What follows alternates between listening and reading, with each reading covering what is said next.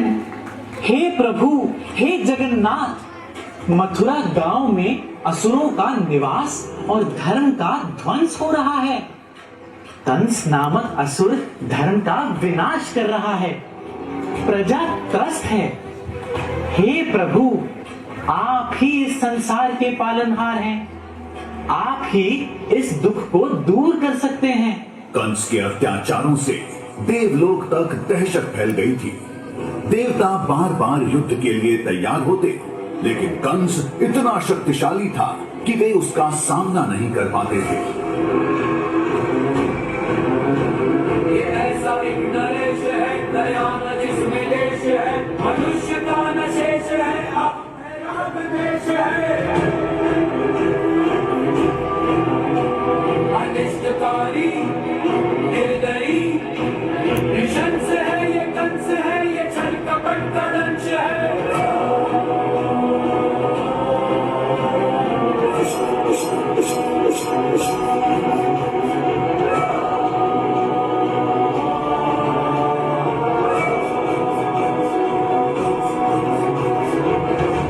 हाथ जोड़कर उन्होंने भगवान विष्णु से निवेदन किया कि वे अवतार लेकर कंस का संहार करें और संसार को दुख से मुक्त करें। जब धरती पर अन्याय बढ़ेगा, तब मैं फिर से जन्म लेकर इस दुख को दूर करूंगा और धर्म की स्थापना करूंगा।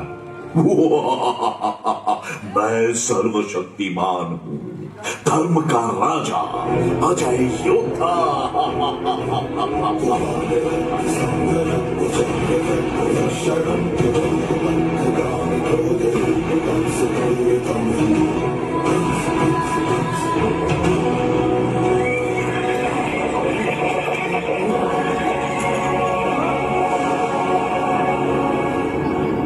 मूर्ख कंस, जिसे तू अपने हाथों से विदा कर रहा है, उसी देवकी का 8वां पुत्र तेरा काल होगा।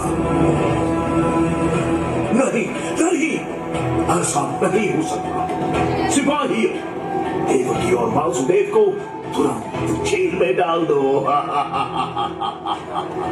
यह सुनकर कंस का रंग उड़ गया। वह रात दिन भयभीत रहने लगा। उसने देवकी और वासुदेव को कारागार में डाल दिया और उनके हर बच्चे को मार डालने का आदेश दिया। उसने देवकी और उसके पति वासुदेव को बंदी बना लिया। कंस ने सोचा कि अगर वह देवकी के सभी बच्चों को मार डालेगा तो वह सुरक्षित रह जाएगा। मथुरा की धरा पर एक रात चंद्रमा की चांदनी में देवकी ने एक जन्म दिया।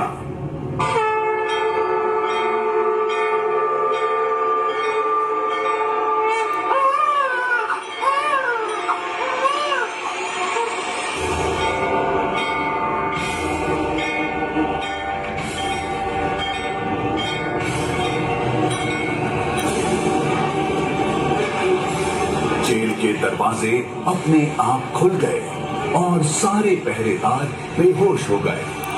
भगवान विष्णु की कृपा से वासुदेव को राक्षसों और तूफानों से बचाते हुए यमुना नदी पार करने का मार्ग प्रशस्त हुआ। वासुदेव ने चुपके से कृष्ण को उठाया और यमुना नदी पार कर वृंदावन चल पड़े।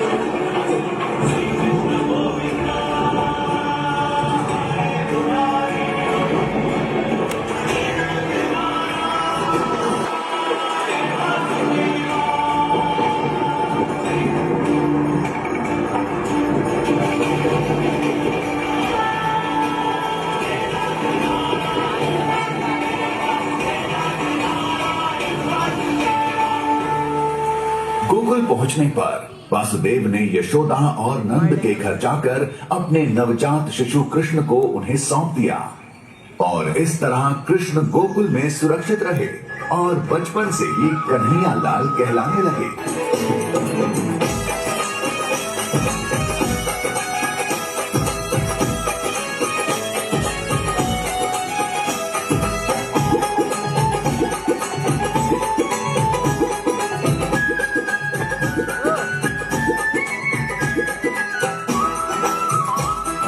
बधाई हो बधाई, जन्मे है कृष्ण कन्हई, गोकुल में देखो बाजे बधाई। जन्मे है कृष्ण कन्हई, गोकुल में देखो बाजे बधाई। बाजे बधाई देखो बाजे बधाई। बाजे बधाई देखो बाजे बधाई। हाँ, जन्मे है कृष्ण कन्हई, गोकुल में देखो बाजे बधाई। जन्मे है कृष्ण कन्हई, गोकुल में देखो बाजे बधाई।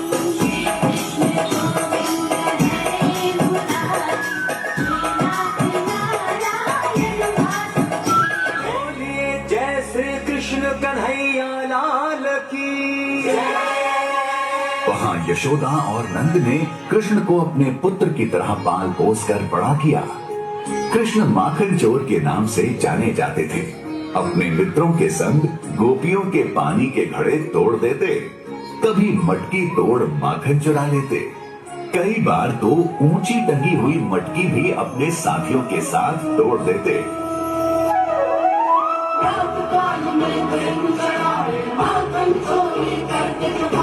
कृष्णा कृष्णा बोले कृष्णा कृष्णा, वृंदावन में रास रचाए, मुरली की धुन में सबको नचाए। कृष्णा कृष्णा बोले कृष्णा कृष्णा, गोवर्धन के धारे। कृष्णा कृष्णा कृष्णा कृष्णा, कृष्णा कृष्णा बोले कृष्णा कृष्णा, कृष्णा कृष्णा बोले कृष्णा कृष्णा, कृष्णा कृष्णा बोले कृष्णा कृष्णा। एक दिन यमुना नदी, जो वृंदावन वासियों के लिए जीवन का स्रोत थी, उस नदी में एक भयानक सांप कालिया नाग रहने लगा। वह नदी को जहर से भर रहा था और लोगों को बीमार कर रहा था। एक दिन कृष्ण अपने दोस्तों के साथ यमुना नदी के किनारे खेल रहे थे। खेलते खेलते उनकी गेंद नदी में गिर गई। कृष्ण गेंद को निकालने के लिए नदी में कूद गए।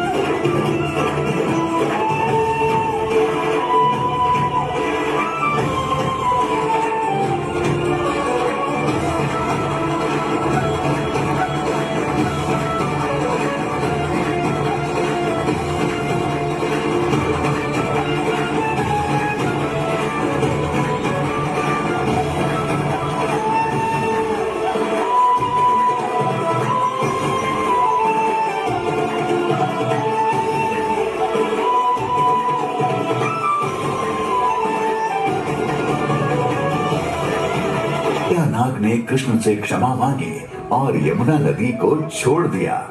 तब से यमुना नदी फिर से स्वच्छ हो गई और वृंदावन वासी खुशी से रहने लगे।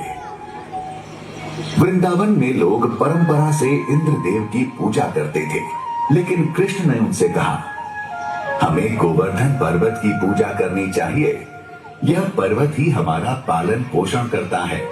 इसी पर्वत से हमें घास, चारा, फल और सब्जियां मिलती हैं। हमारी गायें इसी पर्वत पर चरती हैं। यह पर्वत हमारी रक्षा करता है। लेकिन इंद्रदेव, देवताओं के राजा को यह पसंद नहीं था।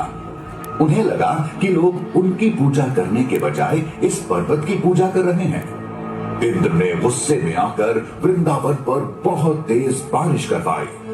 बारिश इतनी तेज थी कि पूरा गांव पानी में डूबने लगा। लोग बहुत डर गए। उन्होंने कृष्ण से मदद मांगी।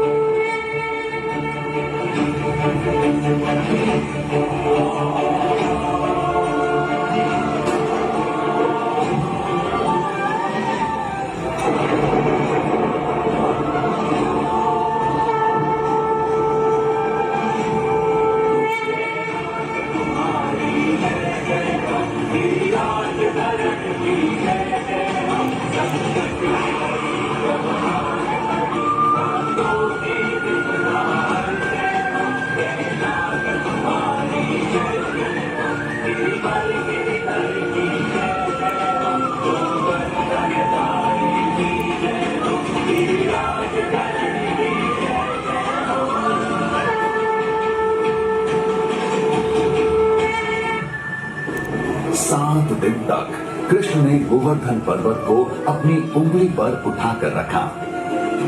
इस दौरान इंद्र को अपनी गलती का एहसास हुआ और उन्होंने कृष्ण से क्षमा मांगी।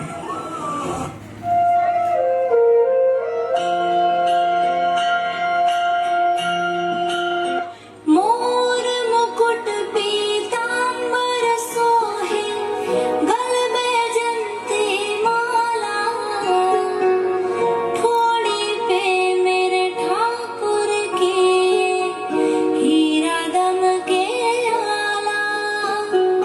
बांके बिहारी गिरधारी, कोई कहे नंद को लाला। प्यार छवि पे बलिहारी है, ब्रज के गोपी ग्वाला।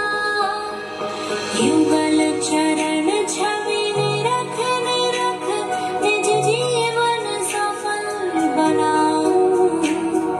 ब्रज की इन पावन गलियों में राधे राधे गाऊं। मैं राधे राधे गाऊं, मैं श्यामा श्यामा गाऊं। मैं राधे राधे गाऊं, मैं श्यामा श्यामा गाऊं। वृंदावन प्रेम और भक्ति का एक पवित्र स्थान। यहाँ राधा और की रोशनी में राधा और गोपियां तालाब के किनारे बैठी हुई थीं। तभी कृष्ण अपनी मधुर बांसुरी बजाते हुए आए। परम प्रेम में राधिका, कृष्णा परम उल्लास। मधुर मिलन के क्षण रचे, कण कण में महारास। रासलीला प्रेम और भक्ति का एक अद्भुत मिलन है। यह हमें सिखाती है कि प्रेम ही जीवन का सार है। यह हमें यह भी बताती है कि भगवान हमारे भीतर ही रहते हैं। एक बार मथुरा में एक भव्य उत्सव का आयोजन किया गया। कंस ने कृष्ण को इस उत्सव में आमंत्रित किया था ताकि वह उन्हें मार सके। कृष्ण और बलराम को मथुरा लाया गया। उत्सव के दौरान कंस ने कृष्ण को कई चुनौतियों से पार पाने के लिए कहा। उसने कृष्ण पर मदिरा के नशे में एक हाथी को छोड़ा, लेकिन कृष्ण ने आसानी से हाथी को काबू में कर लिया। फिर उसने कृष्ण को एक कुश्ती के लिए चुनौती दी, लेकिन कृष्ण ने उसके सभी पहलवानों को हरा दिया। जब कंस ने देखा कि कृष्ण बहुत शक्तिशाली है, तो वह स्वयं कृष्ण से लड़ने के लिए आया।